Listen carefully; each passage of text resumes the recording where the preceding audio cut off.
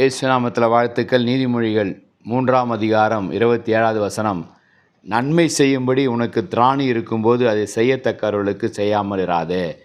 நம்முடைய வாழ்க்கையில் முக்கியமாய் நம்ம கடைபிடிக்க வேண்டிய காரியம், நாம் நம்முடைய வாழ்க்கை நம்முடைய குடும்பம் என்று இருந்து விடாதபடி மற்றவர்களுக்கு நம்ம நன்மை செய்ய வேண்டும் என்பதை வேதம் நமக்கு கற்றுத்தருகிறது. இயேசு கிறிஸ்துவும் அதை தன்னுடைய வாழ்க்கையில் செய்து காட்டினார். நன்மை செய்கிறாகவே அவர் சுற்றித் திரிந்தார் என்று வேதத்தில் எழுதப்பட்டிருக்கிறது.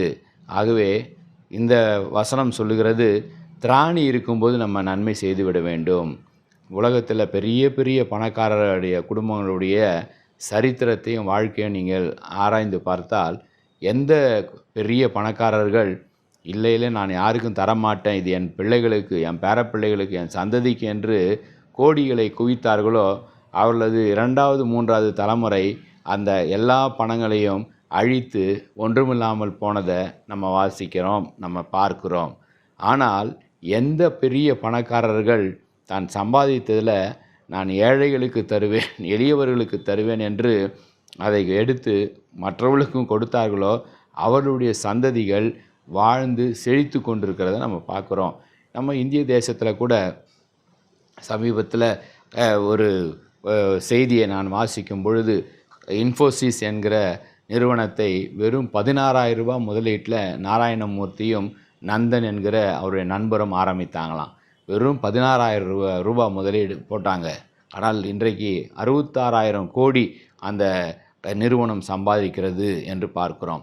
அதில் இந்த நந்தன் சொல்லுகிற அந்த அருமையான மனிதனுக்கு, அவருக்கு 36,000 கோடி அந்த அளவுக்கு சொத்துக்கள் இருக்கிறது என்று எழுதப்பட்டிருக்கிறது. அதில் அவர் பாதி தன்னுடைய சொத்தை ஏழைகளுக்கு என்று பில்கேட்ஸ் நடத்துகிற, உலகத்தின் முதல் பணக்காரனாக இருக்கிற பில்கேட்ஸ் நடத்துகிற அந்த ஃபவுண்டேஷனுக்கு, அந்த அறக்கட்டளைக்கு அதை செலுத்தி விட்டார் என்று பார்க்கிறோம்.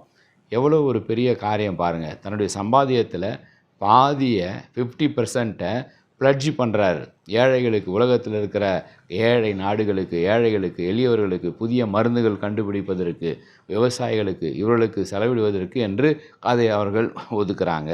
இதைத்தான் ஆண்டவர் சொல்லுகிறார், நன்மை செய்யும்படி திராணி இருக்கும்போது அதை செய்யத்தக்கவர்களுக்கு செய்யாமல் இராத.